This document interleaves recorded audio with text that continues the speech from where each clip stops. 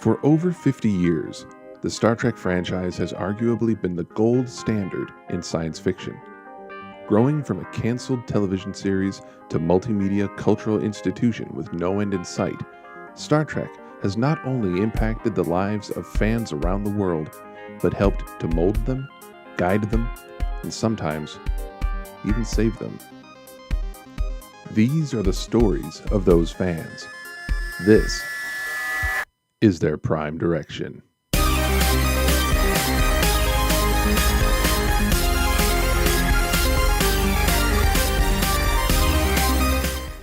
Ladies and gentlemen, welcome to the Ward Room, and we are here to begin the first episode of the new relaunch of the Prime Direction on the Cosmic Potato Network.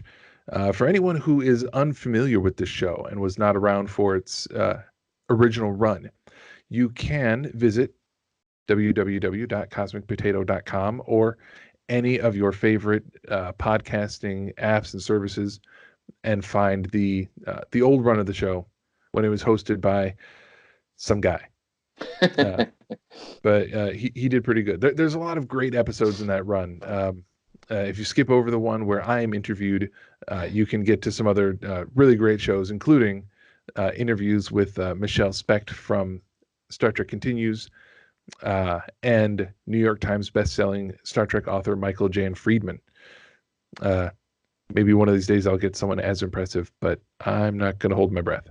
Today, however, I have someone nearly as impressive. We have the big man himself, the creator of the Cosmic Potato Podcasting Network, host of the Cosmic Potato, the Super Fan Talk podcast, host of what was formerly known as, as the Discovery After Show,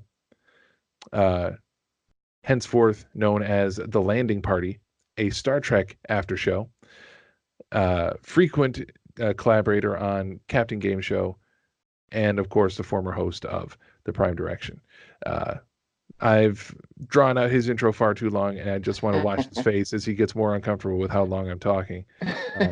This is the one, folks. The passing of the baton. We have with us today in the Ward Room, Shawn Wray.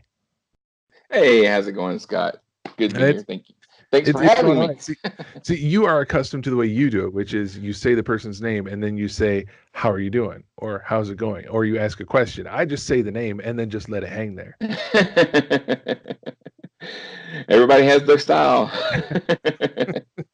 He's already regretting giving me this show. No, not at all.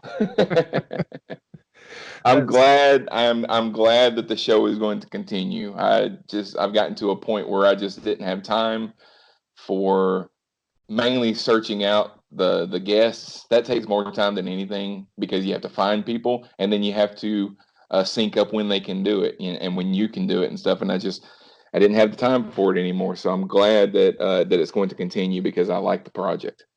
Well, we'll at least be able to keep it going for a couple episodes. Then once I completely exhaust my list of people who are willing to talk to me on Twitter, then I'm not sure where I'm going to go from there. But until that day comes, we have what we have. I'm going to jump right into the questions that we put together. Now, former listeners of the previous iteration of the show will notice that a lot of these questions are similar. I have repurposed Shawn's list of questions for myself with a few modifications, just because it's easier to get things started. But expect that the list of questions is going to grow and change. So anyone who thought that it was just the same questions over and over from the last show, give us a chance. Hang in there. But for now, we are going to go ahead and jump in. Shawn, let's start out by having you tell the listeners, especially for anyone that we've managed to bring to the network through this show, as opposed to pre-existing Cosmic Potato listeners. Tell them a bit about yourself. What's your job or some of your hobbies or your interests? Maybe a little bit about your upbringing, where you live, anything like that. I live in the Birmingham, Alabama area, suburbs of Birmingham. And I've pretty much grown up in the same area. I grew up in a town that's probably about 15 miles from here. I am married to a wonderful lady. I have two children. I call them children. They're both grown. My daughter graduates from high school in about a month, and my son graduated a couple of years ago. I have one grandson who's 10 months old, and my hobby, as far as my hobbies, I mean, podcasting is my main hobby. That's if I'm not at work, I'm usually either watching movies or I'm doing something related to podcasting, whether it's actually recording an episode or editing or working on my website or something like that. So yeah, podcasting is my main hobby. Other than, I'm a film buff, so I like watching uh, movies and TV shows and stuff like that. So that's me. Coming straight off of his viewing of Avengers Endgame from this afternoon. Shut up. No, this morning, 9:30 a.m. Oh, that's yep. Yeah. This morning. This morning. So it went into the afternoon, at least for me. Yeah. All right. So now that we know a bit about you and the early days of you, let's get a little bit into the early days of your relationship with Star Trek. What is the earliest memory that you have related to Star Trek? The earliest actual memory that I have is just the show being on at my grandmother's house, because my grandmother didn't have cable. So when I stayed at her house, which was often because my parents both worked a lot, so in the summer I was at her house. We were kind of forced to watch whatever was on antenna television, and there was 3 or 4 channels, and there was one channel that showed the original series every night. And I don't remember actually sitting down and paying attention to the show because I was probably 6 or 7 years old. I remember my granddad watched it. He wasn't a fan of it. He was the kind of guy that just watched whatever was on, So, but he would watch it, and I would see it as I came in through the room. My first memory of actually sitting down and watching the story was Star Trek 3. I was probably about 10, and it came on like Sunday night at the movies on NBC one night. And I wasn't watching it at first. I wasn't interested. I was just I was playing, running around, running through the house. My dad was watching it, and something happened in the movie, which I can't remember what it was, but it caught my attention. It was probably a transporter effect or something like that, because those kind of special effects used to catch my attention sometimes. So I sat down and I just started watching it. I didn't know who these characters were.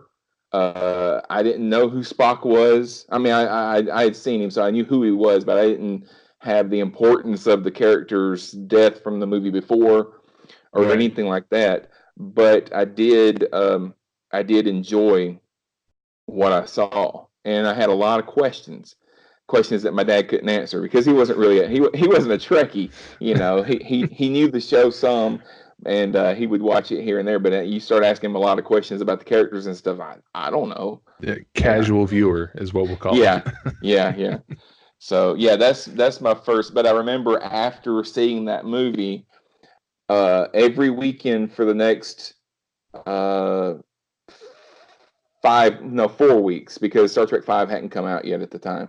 Every week for the next 4 weeks, I made my mom take me to the video store so I could check out I started with the motion picture, and every week for the next 4 weeks, I watched one of the Star Trek films. They didn't have the TV show at the video store where I went to, so so I had to wait a while for that. But yeah. I'm really hoping that some of the people listening to this podcast are going to at us on Twitter and ask what a video store is.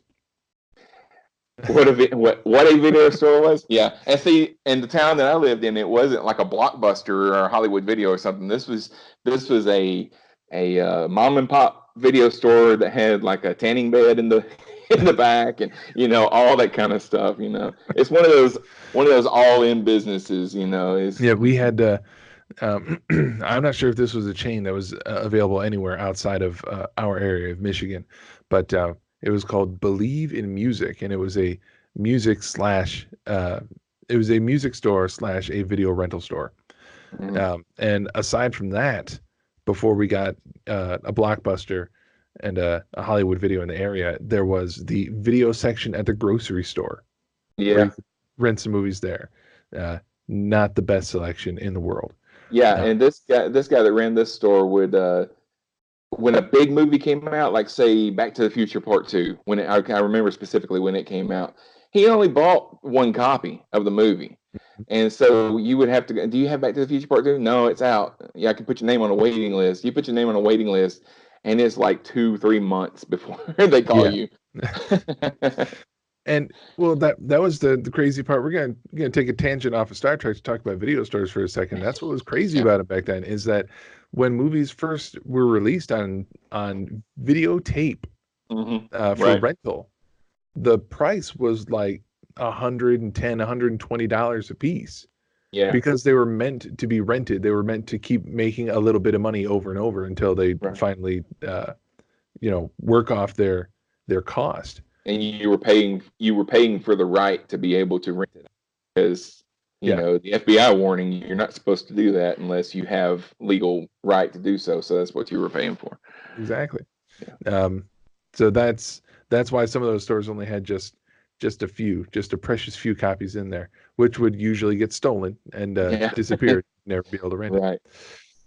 Um, so it sounds like, and I like it when this happens. You took care of the next question before I even had a chance to answer it, to ask it, which is great.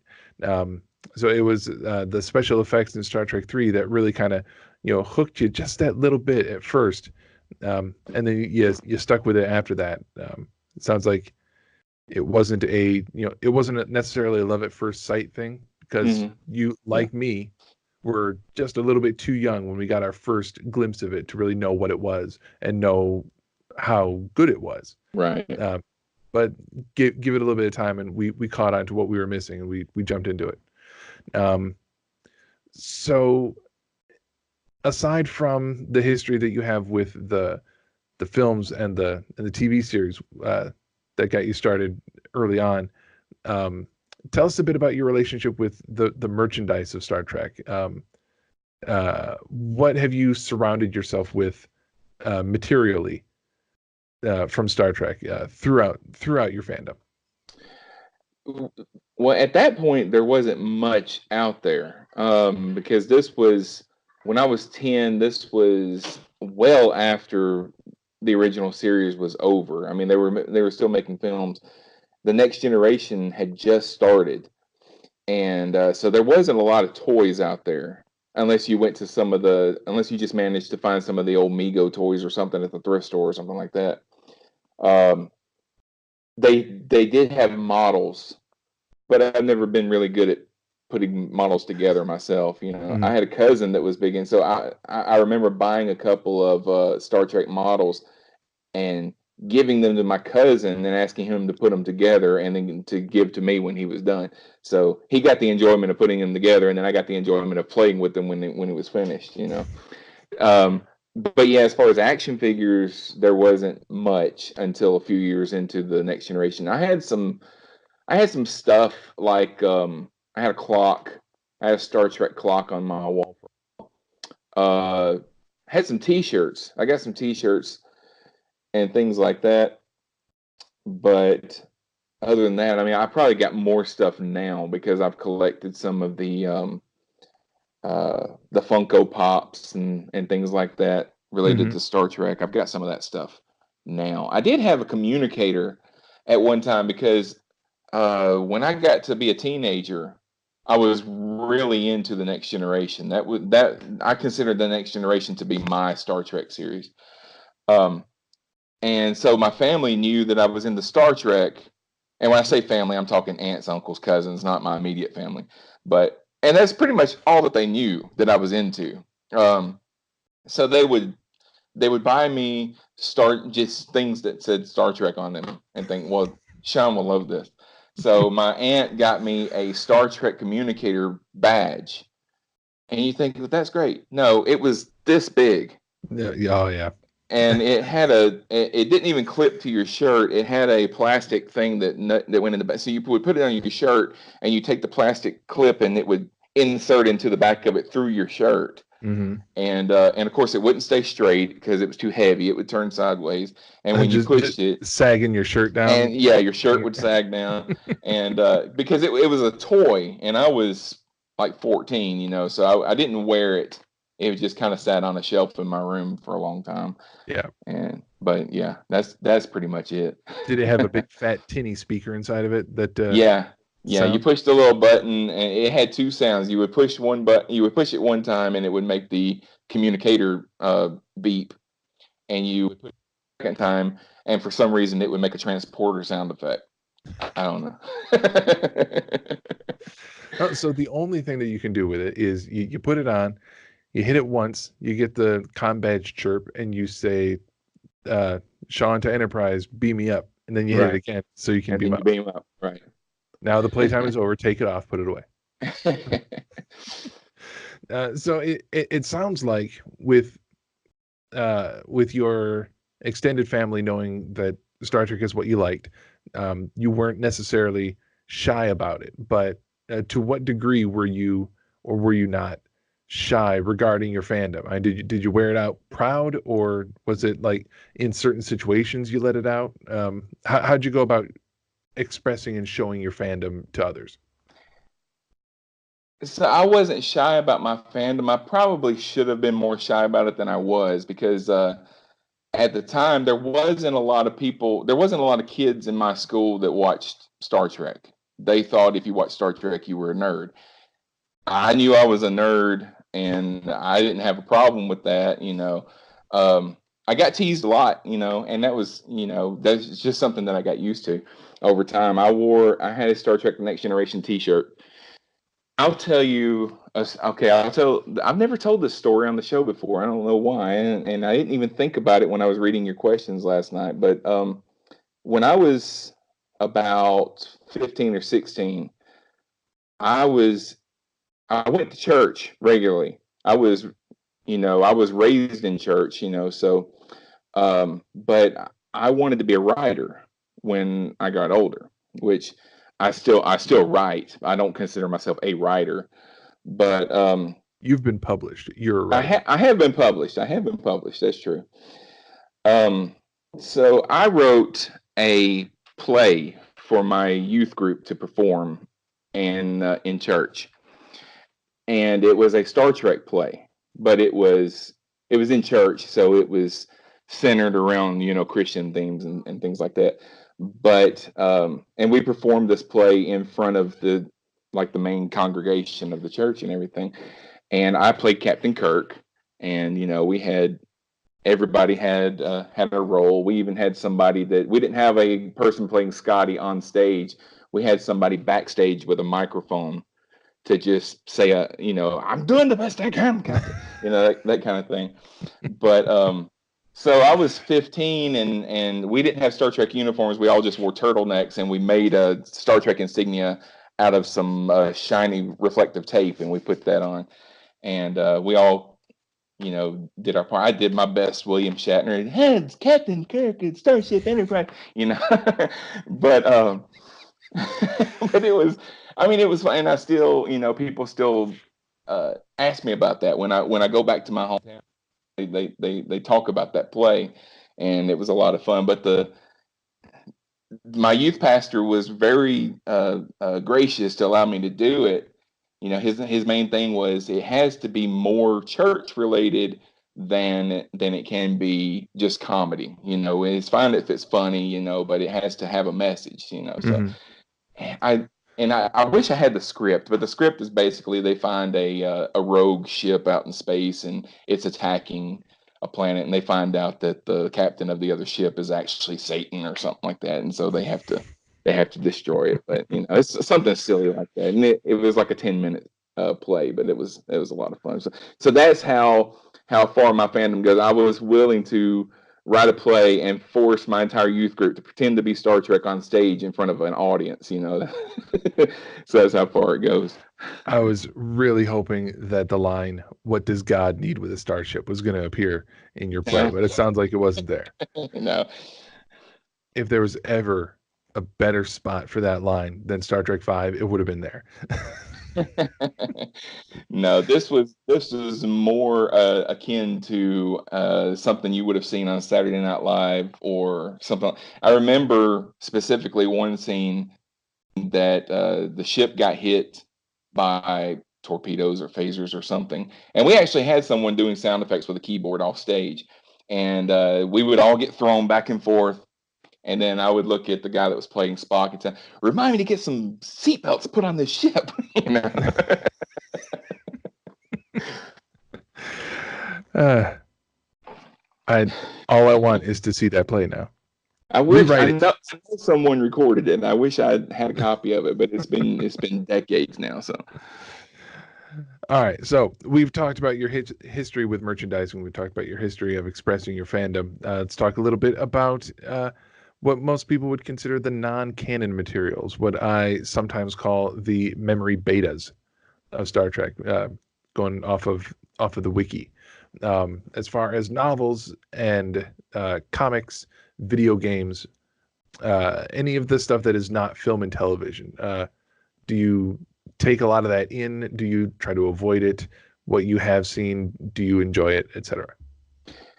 not as much now, but when I was a teenager, I read the novels. That Star Trek novels were basically the only books that I read for a good 4 or 5 years of my teenage years. So I have several. If I were to make a list of like my top 10 favorite authors, some of them would be only because of Star Trek novels. Michael Jan Friedman is one of them. Peter David, he wrote some great he wrote some great Star Trek novels. Um, I didn't read a whole lot of the comic books. I would pick some up now and then, but I really wasn't a comic guy anyway because of the fact that you had to keep going back and buying the next issue and the next issue, and the places that provided comics where I lived didn't keep up with them that way. So I Mhm. couldn't always guarantee that I'd get the next one, so I never really got into it. But the novels I read voraciously as a kid. Um, One of my favorite Star Trek novels, I think is probably Q Squared by Peter David. I don't know if you've ever read that one, but that Yep, I is did. if you like time travel and alternate timelines and all that kind of stuff, that is a great read. Mhm. Um, but video games, I had one. It was, and I don't remember the exact name of it. I just know it was a next generation game, and it was for the Super Nintendo, and it was so bad. It was just I couldn't get past the first level because a lot of it was just like, okay, you're on the ship and you're going somewhere, and for 10 minutes the ship is just going through space and you're just kind of looking around at stuff until the ship gets Yep. there. And then you get there and you can't really figure out what the different characters do different things, so you can get Geordi or Data and they can see in the dark, but it's like a puzzle that you have to solve, and I was never able to solve it. So hmm but Star Trek has not made the best video games over the years, really. So Yeah. Lately they've come up with some better ones, but once upon a time it was kind of iffy. yeah, yeah. Though I did enjoy. Uh, for those of you who remember this, once upon a time, I think it was for the 25th anniversary. Interplay put out a Star Trek game for PC, where it's kind of like a point and click quest type adventure game, where you have your away team that goes down to the planet and you're doing stuff with various characters, like check your inventory, use this item, talk to this person, walk over Oh here, yeah, yeah. and then you go back up to the ship, and then there's going to be some space battles, and the copy protection. For those who remember what that was you would need the star chart in the instruction manual to Right. know where to go, and that's how they would make you prove that you actually bought the game, is to be able to reference the manual. Yeah. Um, Later on, when they did an expansion for that, they had the original cast come back and record all the dialogue for the game. So anytime a character is talking, you can hear uh, Shatner and Nimoy and Kelly. They're all reading their dialogue as you're reading along on the screen. Um, a bit compared to what we see these days in games, it's a bit cheesy, but uh, definitely a whole bunch of fun, and Yeah. it did a good job of capturing the feel of TOS. That game was a lot of fun. I think I might have like a an old ROM copy saved somewhere on my computer. Either that or one of the old archive sites where you can play old DOS games. But it's out there somewhere if you want to track it down. I guarantee if you go to archive.com, or if you go to archive.com or .org, or Google like the Wayback Machine, I Mm-hmm. guarantee you'll find a online version of that game Yep. to I play. think for people who like looking for the older games, I think the name of the site is Classic Retro. Mhm. If you go visit that site, they have a lot of old DOS games, even some old Commodore 64 games for anyone who remembers Yeah. uh, Im- Impossible Mission from the Yeah. Commodore. That I game was didn't have a Commodore, but I had a cousin that had one, and I would go over to his house and beg for him to let me play it. Yeah. yep. I played that one quite a lot. Um, all right, moving on from the non-canon stuff. Let's talk about the dark days, the days without Star Trek. Now, it sounds like you came on board to Star Trek um, roundabouts the time when Next Generation was beginning. So the space between TOS and TNG didn't really have much of an impact on you because you didn't realize that there was something missing from television. But after Enterprise finished its run, excuse me, um, between that point and the release of the 2009 Star Trek Kelvin timeline film, we had several years where there was no new Star Trek being made except for novels and comics and other stuff like that. But on film and television, there was nothing happening. Now, during uh, that period of Trek emptiness, did you think that it was just a matter of time that eventually it would come back, or were you expecting that we had seen the last of Trek on film?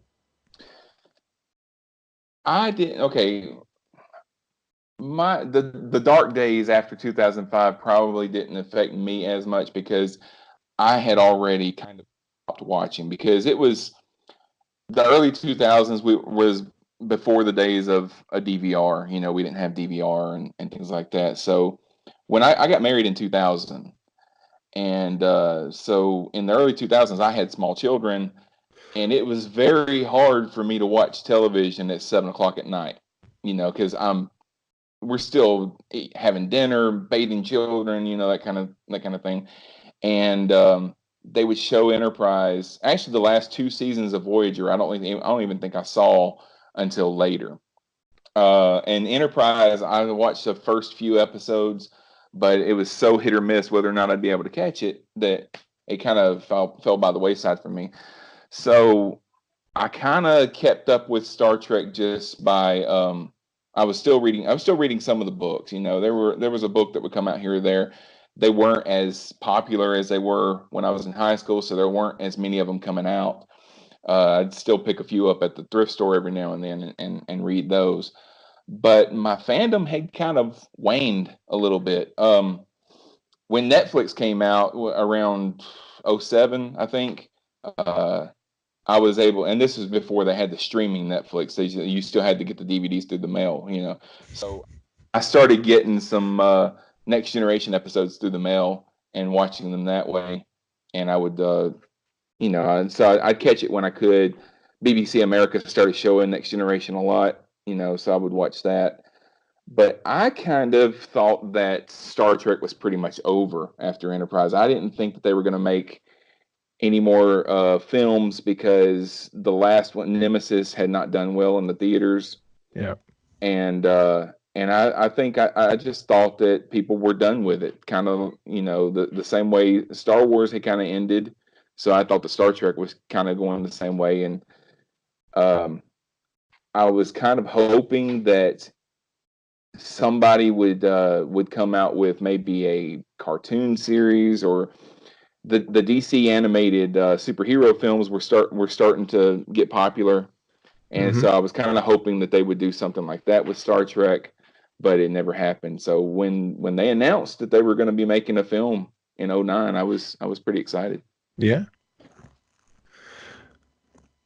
It was, I suppose, worth the wait. Maybe not so much Into Darkness, but Yeah. um, so I think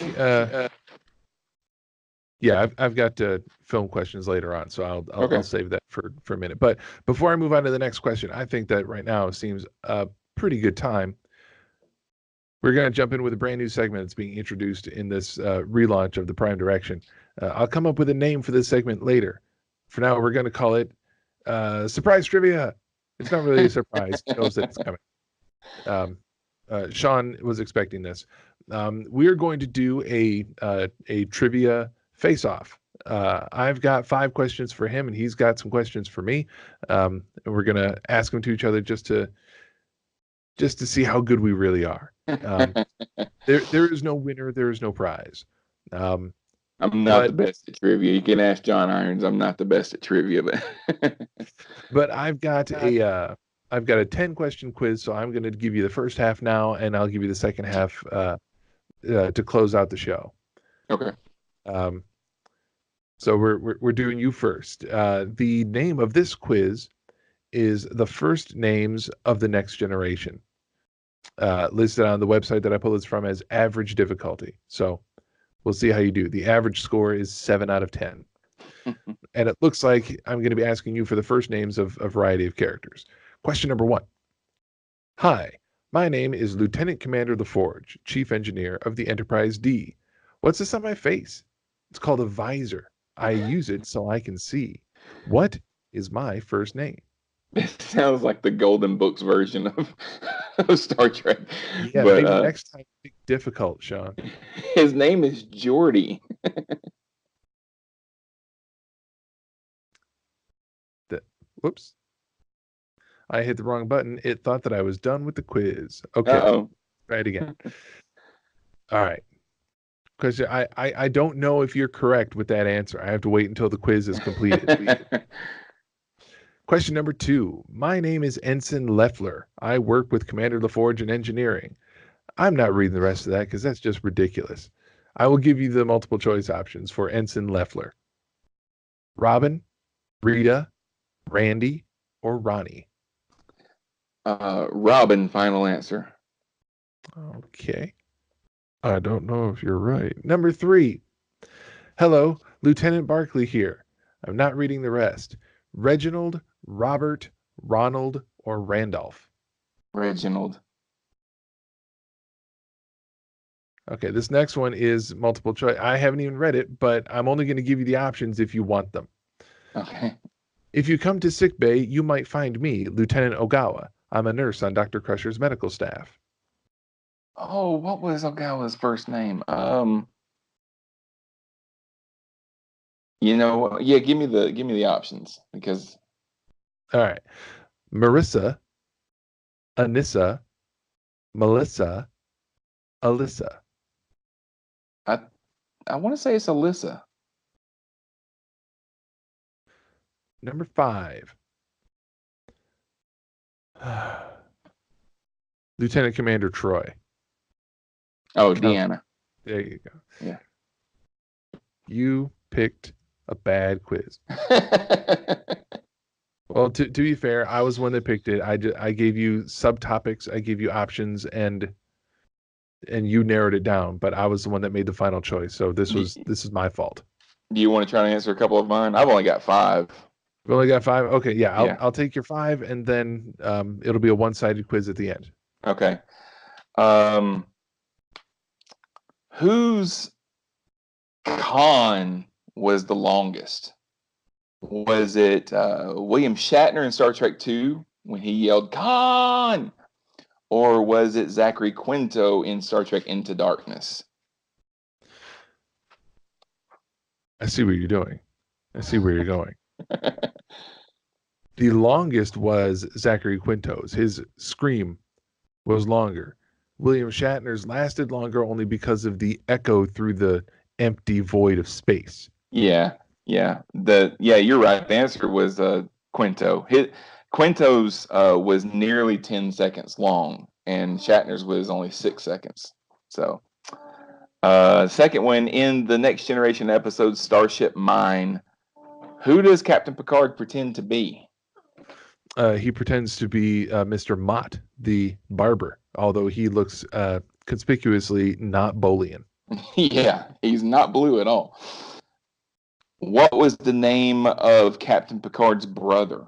His first name. First name is Robert, or we can be fancy and say Robert. It was Robert. Correct. Um, what was the name of the neurological illness that Sarek died from? That would be Bandai syndrome. Some people say Bandy syndrome. Or Bandy, yeah. And the last one is, what was the name of Saru's father? Ooh. I knew that was going to be the hardest one, so Yeah. I saved it for last. Yeah, I can't remember it. That's Eridar. Eridar. Yep, Yeah. sounds right. I am. I'll be the first one to admit it. With Discovery being so new, I don't have the exposure to it that allows me to be so. We haven't watched the episodes 30 times each like we have some of the other series. Yes. Yeah, for me, Next Generation and more than it used to be now, Deep Space Nine are almost like background music for me. I will, if I'm doing a Next Generation rewatch, I will start an episode on Netflix and then put the phone down when I'm going to bed. Mm-hmm. And the dialogue will just carry me off because I'm not invested in listening to it because I already know all the dialogue so well that I'm just kind of reciting it along. Right. Lulls you right to sleep. Everyone should try it. It's a wonderful way to knock off for the night. All right, back to questions. Where was I? There we are. So we just talked about before the break. We talked about how Star Trek on film and on television would kind of go up and down. It was there for a while, and then it was gone. Then it was there, gone again. Now it's back. Did anything similar happen with your fandom? Did you ever find yourself not as much of a fan or not as interested in it, or just kind of letting it hang out off to the side for a while? Or has it always been a prominent and important part of life for you? No, it's gone up and down over the years, especially when I got to an age where I had to work, when I had to work for a living. And I couldn't necessarily watch the show every week. My fandom would kind of start to go down because when I was in my early 20s, I would have a lot of jobs that would require a lot of evening and weekend work, when you're working retail and stuff like that.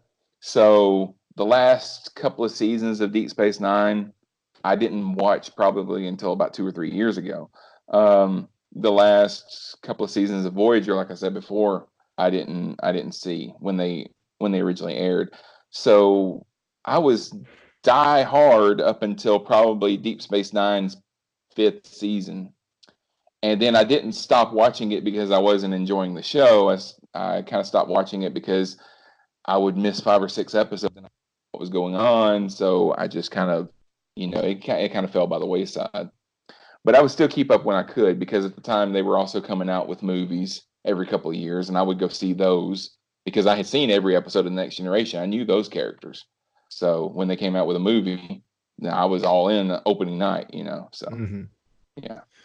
That sounds similar to my story and probably a lot of other people that we know as well. You start out as a big fan because you're young enough that you can always expose yourself to it, like in the evenings when it's on television. But then once you get to a particular age, it's just more difficult, especially back then. It was a lot more difficult to stick with a TV series if you were busy and you couldn't make yourself available in the evening. Now we live in the world of television on demand. If you want to watch a Right. show, you just watch it when you have the time. Appointment television is almost entirely a thing of the past. Yeah. Um, Yeah, everything I is think I think Game of Thrones is I think Game of Thrones is the last show that is like a network show that so many people are watching it that it becomes almost appointment TV. yeah, there are a few, and to a degree, is if you're spending your time in the right fan circles, Right. like I do, and probably like you do. Star Trek Discovery is considered appointment television for a lot of people, Yeah. but at the same time, it's appointment because that's when it's released. But once it drops, once it's available, you can watch it anytime, even if it's a matter of, the episode begins and then you get to it a half hour later. That's Yeah, and not then appointment television. you've also got the fact that everybody is online. Everybody is living online now. So you and I both have friends in the UK, and they don't see the stuff at the same time that we see it.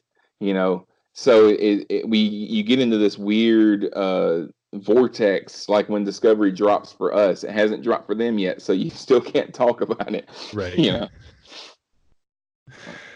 Um, what's next? I need to start marking these questions so it doesn't take me as long to find it each and every time. You mentioned earlier that Next Generation is what you consider to be your Star Trek series.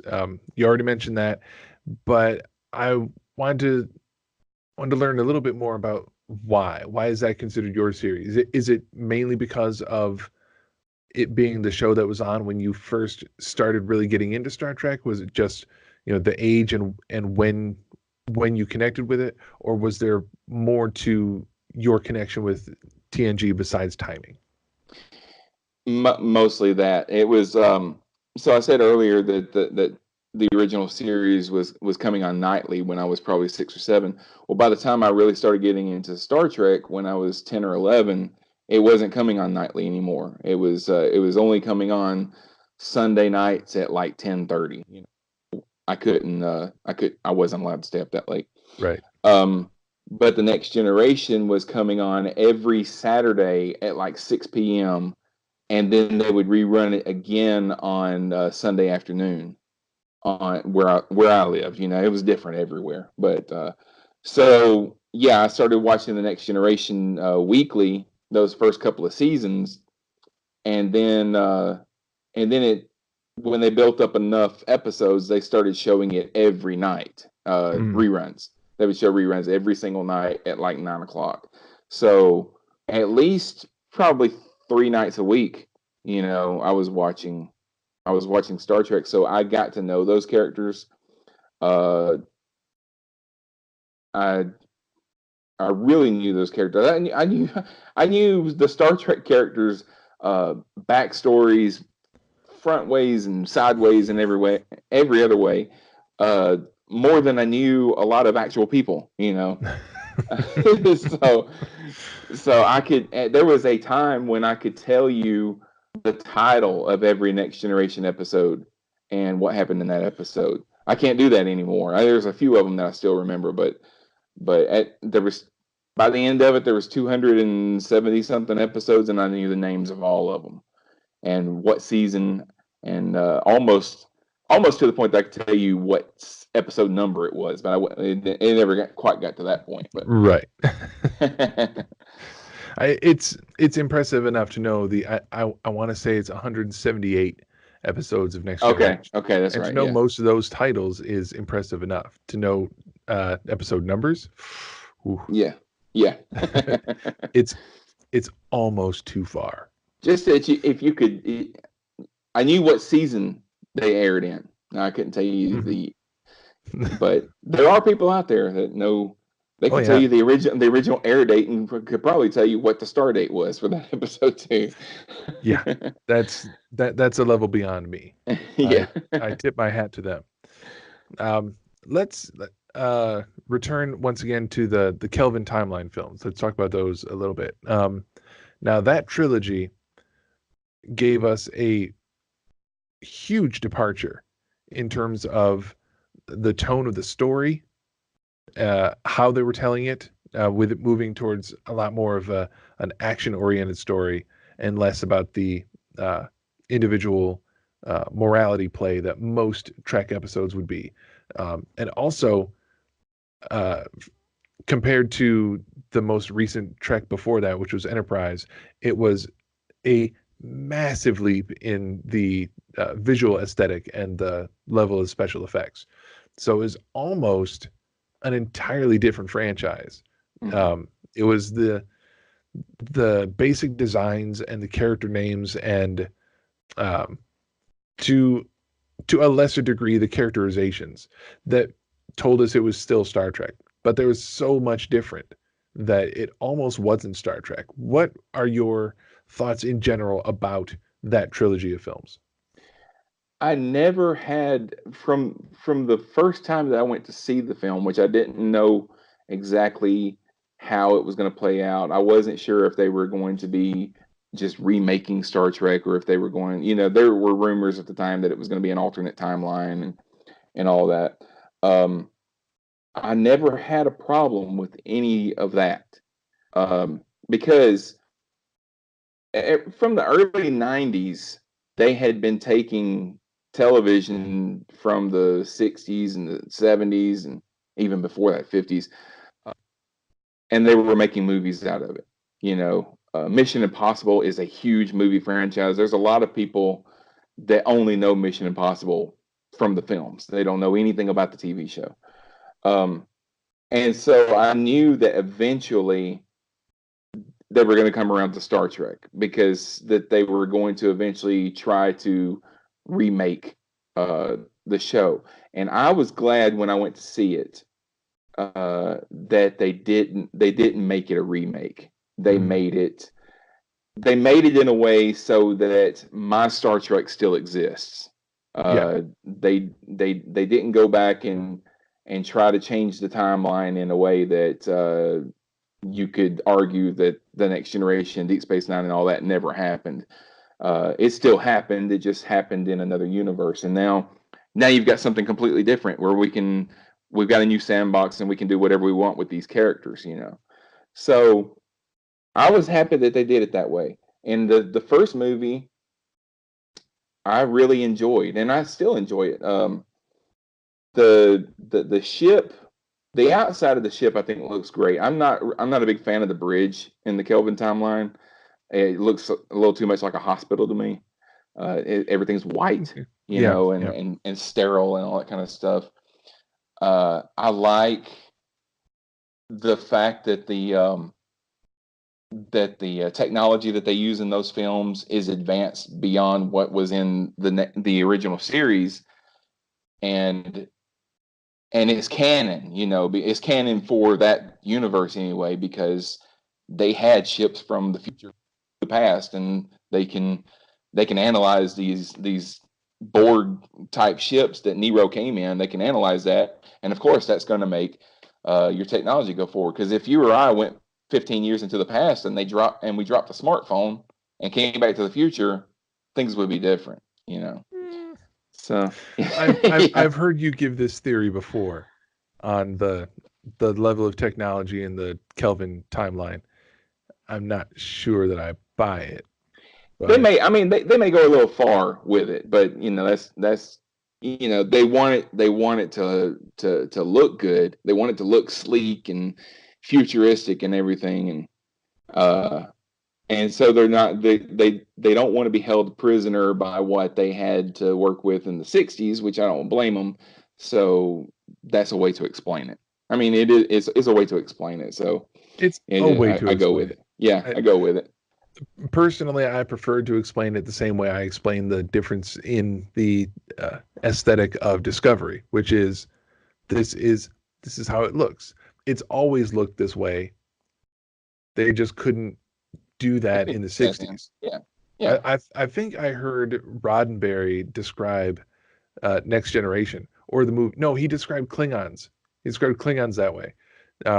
When people were talking about how Klingons look different in the motion picture compared to TOS, he said they've always looked like this. We just couldn't afford it back then. Mhm. Yeah. Uh, which is a wonderfully simplified way to describe it. And that's how I view Discovery. And why does it? And now we've gotten into the end of season 2 for Discovery, we've seen the Enterprise, and it doesn't look like it did in TOS.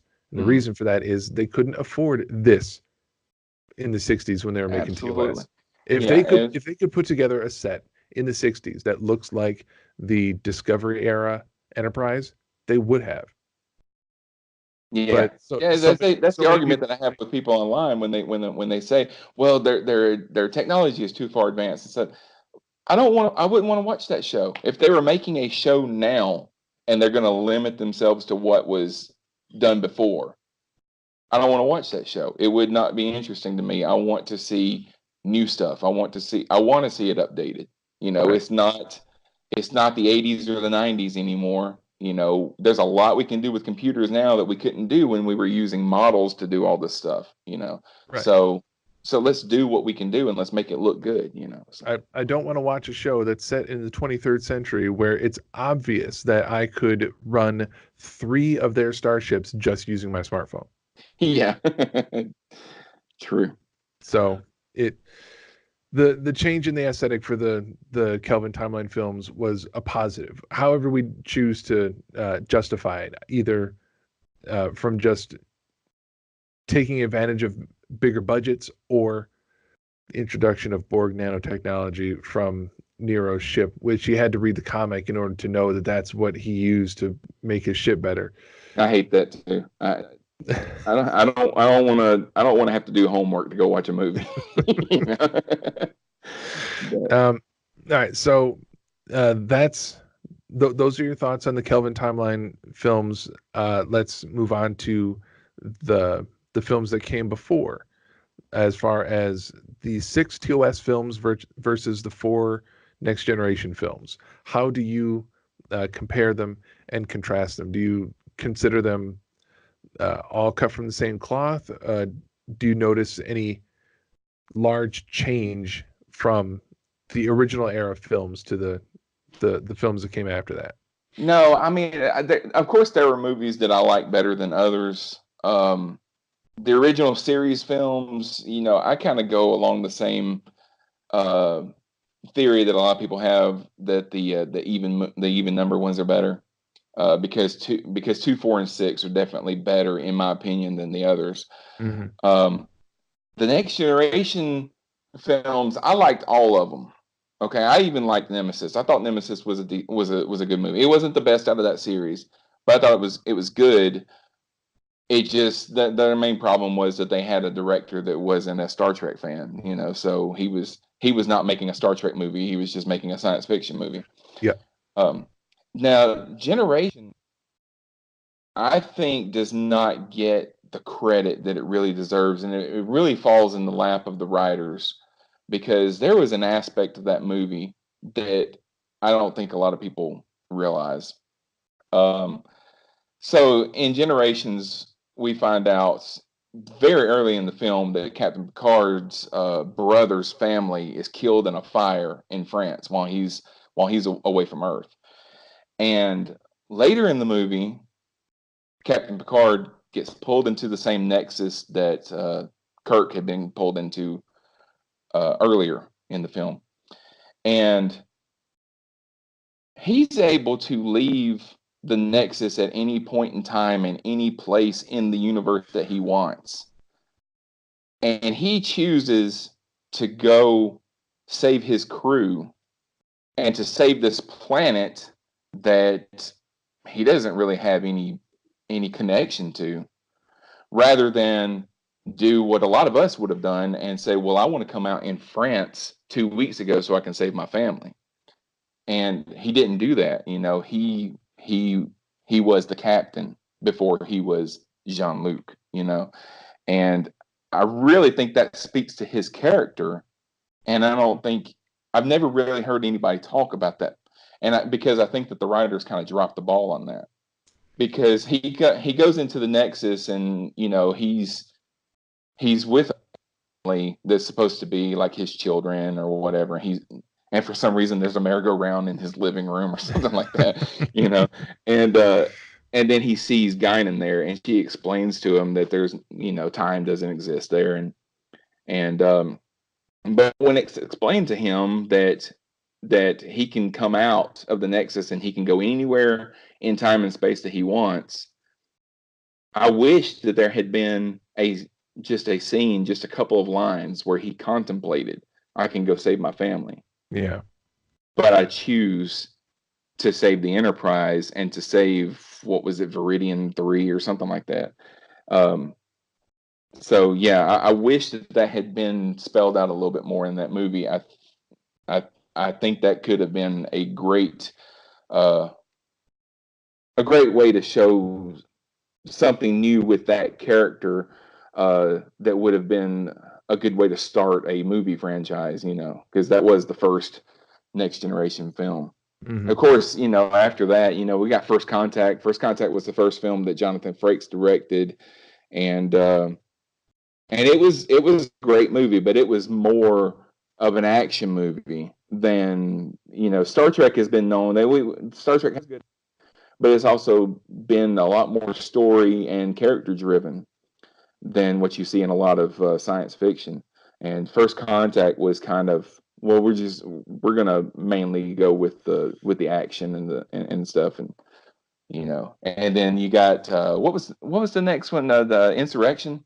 Mm-hmm. Insurrection tried to dive into the story and character stuff, and then people didn't really react well to that too. So but I liked Insurrection. I thought it was a good movie too. It was like an episode of the next, because not every episode of the Next Generation was action packed. There were a lot of slow, character driven stories, and that's what that film was trying to do. But of the Next Generation films, Insurrection felt more like an episode than any of the others. Mm-hmm. Mainly because the story itself was not so vast and so epic that it required a film to tell it. Mm-hmm. They probably could have gotten through that entire episode. They could have written it in a way where it would fit into a standard episode and still tell the same story and do it well. Yeah. But they chose to expand it. Still, I have less hate for Insurrection than a lot of people that I talk to. Still, it duels with Nemesis for the bottom spot in my TNG film ratings. But I'll still watch it if it's on. Yeah. Nemesis is not like of the four, Nemesis would be at the bottom.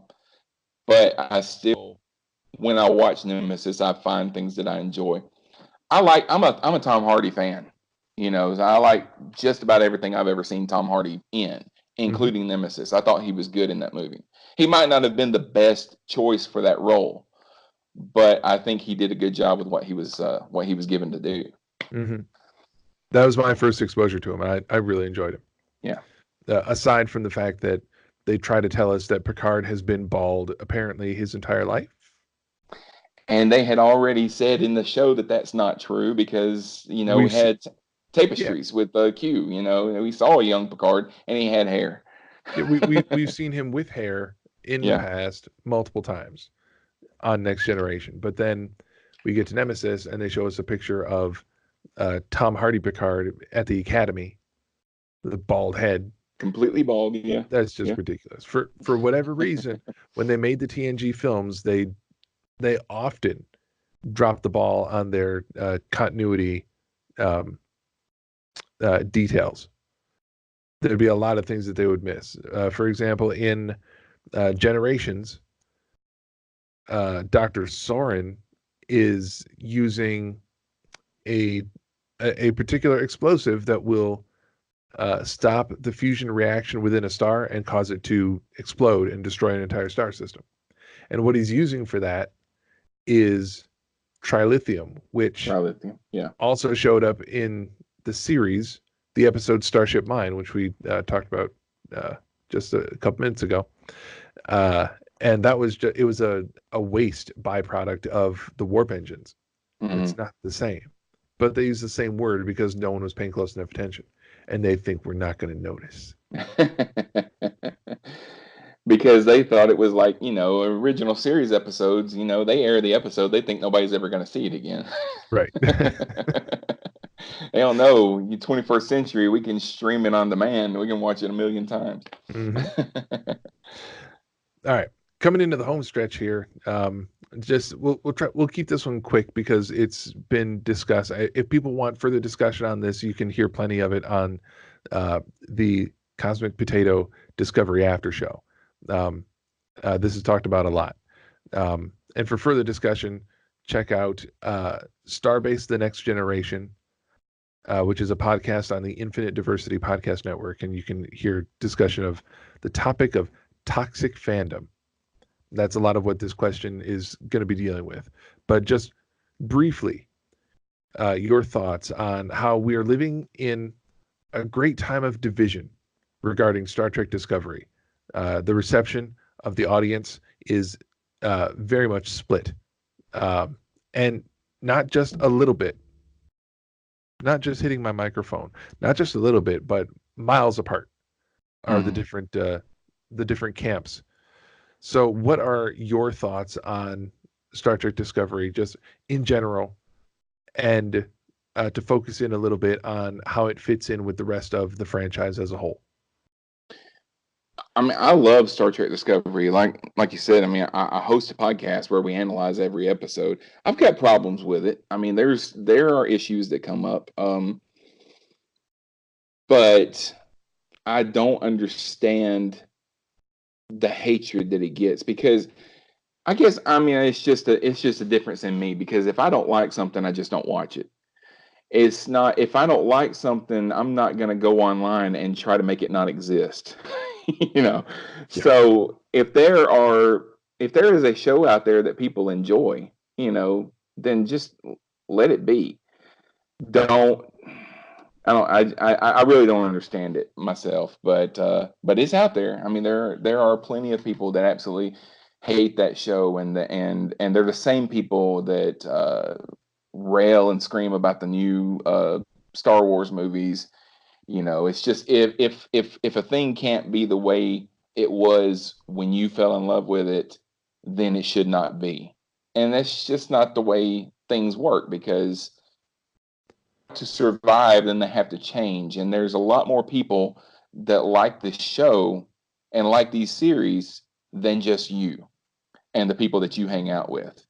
So obviously they're going to do things that's going to try to bring an audience in that's going to hang with them for the future. They want to bring in younger people. They're not going to bring in younger people by referencing a bunch of shows that happened 30 years ago, 50 Mm-hmm. years ago. So yeah, you're not going to get a ton of stories on Discovery that that you have to have seen season 4, episode 3 of Deep Space Nine to be able to understand what's going on in this episode, Mm-hmm. because there's just too many people that either aren't going to do that or just don't know to do that. So I mean, Wheaton's law, excuse me. Don't be a dick. you know, Yep. if people, if you don't like something, then just, don't watch it. Don't make 2-3 hour YouTube videos trying to convince everybody in the world not to support it. You know. Mm-hmm. Although I will say that if they wanted to make an episode of Discovery that relied heavily on the Visitor and Jake Sisko growing old and trying to find his father lost in subspace, I would watch it. Yeah, yeah, Yes, yeah, I would that's too. that is episode they 3. If you consider Way of the Warrior to be 2 episodes at the beginning of season 4 of Deep Space Nine, which I will, just so I can have the answer to this question. Well, I think they probably do, Try it. because they would air it as 2 episodes now. But yeah, I mean, I just I lost my thought. There was something I was gonna say, and I lost my thought. So carry on. Sorry. That's like every day for me here at home. I'll have something interesting, I'll have something funny, I'll jump up and I'll say it, and then the first thing I hear after that is my wife saying, "Okay, I forgot what I was going to say." All right. These days, where is your fandom? Are you are you living life as a Star Trek fan first and a human being second? Is it just, you know, an accessory to your life, just kind of a bit on the side? What size role does your Star Trek fandom play in your life? It's pretty big right now, mainly because of the podcast. Um, so I still I think about Star Trek a lot, especially when I'm getting stuff ready for the show, which the show is on hiatus right now for the season. But um, but because I've been watching a lot of Discovery, I've found myself going back and watching more more stuff from before. I've been watching a lot of TOS lately. Just because I mean it's available on Netflix. You know, you can bring this stuff up in a couple of seconds and watch it. So I've been watching a lot of TOS lately, which is a show that I've seen a lot of episodes, but I've never seen the entire series. So I watched a few last week that were really good that I had never seen before. You know, so and there's quite a few that are not very good, but I mean that's any TV show. So uh, I don't know if my Star Trek fandom is bigger than any of my other fandom because I'm also really big in the Star Wars right now, just like most of America. Big in the Marvel, especially today because I saw Endgame this morning. You know, Right. um, but yeah, I mean, I still consider myself a Star Trek fan. I don't know if it's at the top of my fandom list. Um, I don't read the novels the way that I used to, but I'm really not. You know, I'm not reading a whole lot of novels at all lately. Uh, I have wanted to. I've been wanting to go back and read it and read a few. I'd really like to read some TOS novels since I've been watching a lot more of the show, and maybe revisit some of the movies because I haven't seen a lot of them in a while. But yeah, I definitely still consider myself a Star Trek fan. Excellent. I would hope so, because having you on the show without being a fan would be Yeah, kind of ridiculous. All right, finally, awkward. right.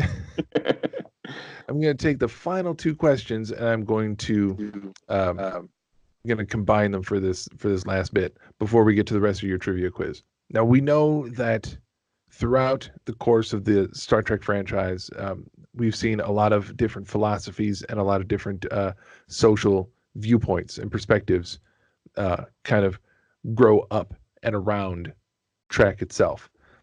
Is there a social or a philosophical lesson that Star Trek has taught you that sticks out in particular for you? And along with that, either with that lesson or some other aspect of Trek, how has it in general improved your life? What can you say is better about your life for having Star Trek in it? I think it's mainly inclusion because, like I said, I grew up in a very, I had a very conservative upbringing, and with that, sad to say, a lot of the people that I grew up around were not inclusive people. They uh, they did not associate themselves with a lot of people that were that didn't look like them, or whether were not of the same race, or were not of the same gender, or um, didn't have the same belief system that they have, whether it be sexual orientation, religion, or anything like that. Star Trek taught me early on that none of that stuff matters, and I'm glad for it because it really helped me to realize that some of those people that were in my life, which if you're in my family and you're listening to this, I'm not talking about you. Talking I'm talking about just general people that I may have gone to school with, or people in my town. But it helped me early on to see that that was not the norm. That was not the way a lot of the world did, and not the way that a hopeful future would operate. So, so I think that the main philosophy for me that I got from Star Trek, and the thing that changed my life the most, is that it helped me to see that that your race didn't matter as much as a lot of people want it to be. So when I see people online that are screaming about Discovery, and not liking it. And their main argument is because the main character is a female, or that there are a lot of females on Discovery, or something like that. It screams in my mind, you are not a Star Trek fan. Mm-hmm. I mean, you may have liked a Star Trek series in the past, but you do not understand Star Trek. You have not, either you're just watching the show and you're not letting those philosophies sink in, or something. But there's just something that's not connecting with you, and you can't call yourself a Star Trek fan if you don't understand those basic concepts, that race and sexual orientation, gender, those kinds of things don't matter. It doesn't make you less of a human being just because they don't look like you. You Mm-hmm. know. So I guess And that's it might be a bit more understandable if those were like aspects or points that Star Trek was trying to make that only come up every once in a while. But it's Yeah. essentially the point of Star Trek. It's what they're trying to tell us all the time.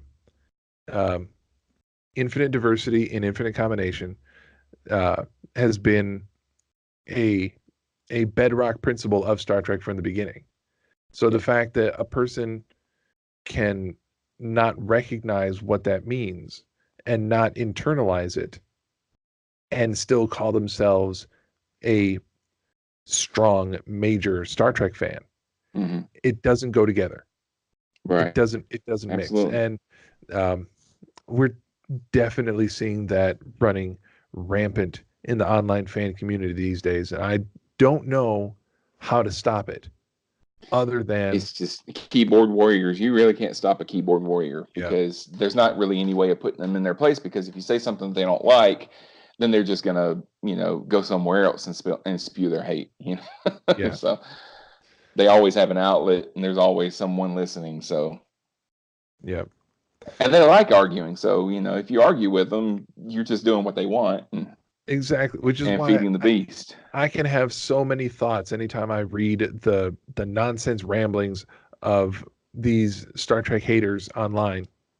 There's so many things I can think of to say, but I almost never say them because all it takes is 2 seconds to stop and ask yourself, what effect will this have? And when you realize that it will have no effect, you can make the absolute best point that you've ever. You can read that. You can read your reply and say, I've never been this articulate.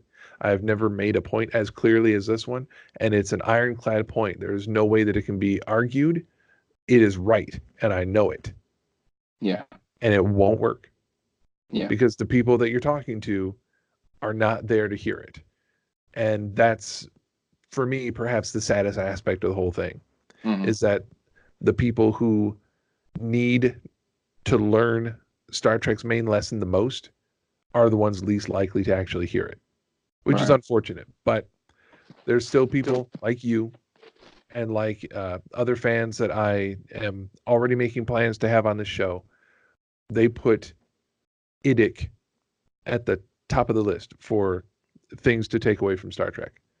That's one of the things I love about the fan community that I have gotten myself involved in on Twitter, is they love Star Trek because of what it's trying to say.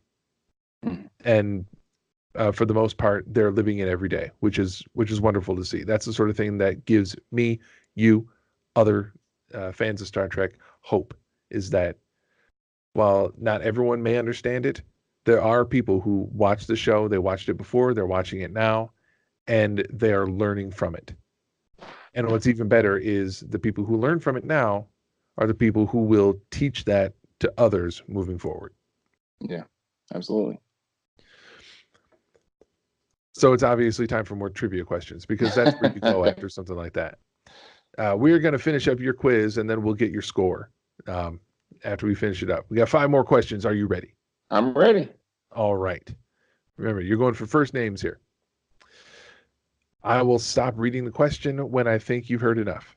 Okay. My name is Vice Admiral Nechayev. Now that I don't know. We found one he doesn't know. Do you know who I'm talking about? I don't think so. The character. It's got to be a Next Generation character, but I don't. Yeah. Yeah, it from Next Generation, it's Admiral Nechayev. She shows up several times. She and Picard don't get along at first, but they eventually kind of work out the differences a bit.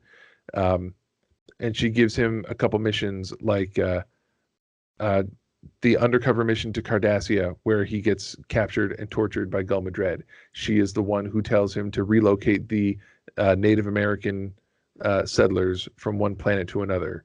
Okay. I Um, don't remember her she name though. she's skinny. She has a severe up blonde hairstyle, Yeah. sharp features. No? No. I mean, I remember the character now, but I don't remember her name. Yeah. Okay. Well, the options, so you can take a wild guess, are Serena, Melina, Alina, and Ayana. I'll go with Alina.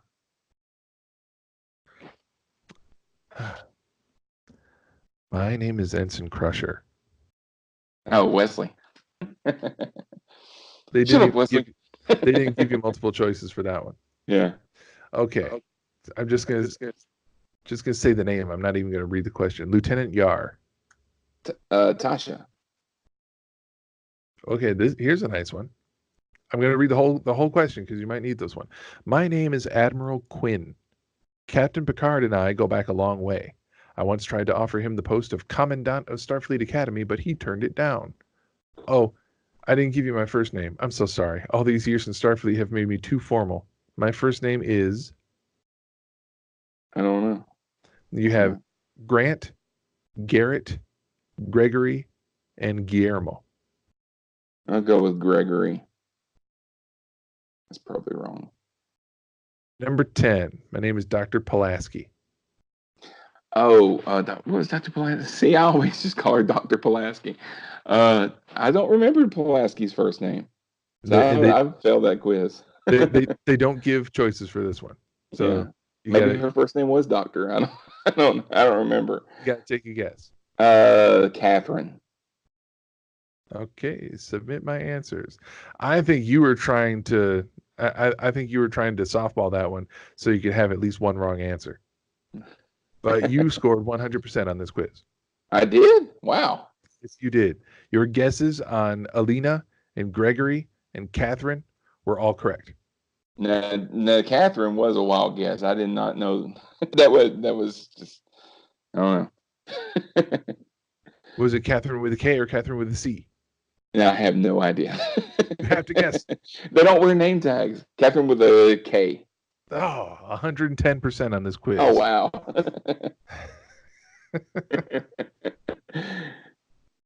All right, so that wraps up part 2 of Shawn's Star Trek quiz, and that wraps up episode 1 of the Prime Direction. This is fantastic. We've been talking about this for months, and we finally got it done. Yeah. Listeners, we hope that you enjoyed this premiere episode. We're going to continue to fine-tune the questions and the back and forth, and maybe add some new segments if people like the trivia. If they don't like it, might put some additional stuff in there as well. It's going to be a work in progress as we work out what our routine is going to be for this show.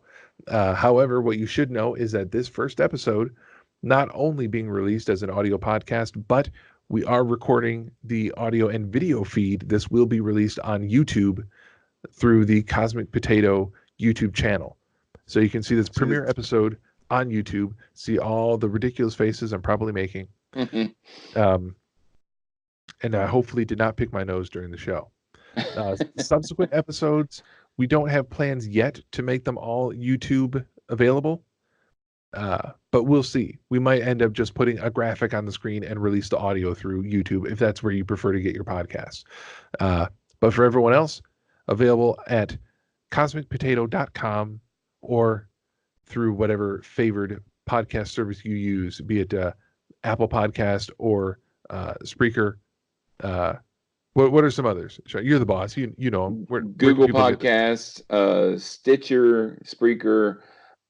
My favorite app is the Podcast Addict app on Android, and then most of the shows on the network are available on Spotify. This one probably will be too. Okay. So Spotify as well. Well, go to all those different places and tell your friends to go to all those different places as well. And you'll hear it in the credits. But if you want to get a hold of us, you can always email the show at primedirectpod@cosmicpotato.com, or you can find us on our brand new Twitter account at primedirectpod. I am Scott Matteson, your host, and I hope that you'll come back and see us again next time to hear another fan's Prime Direction.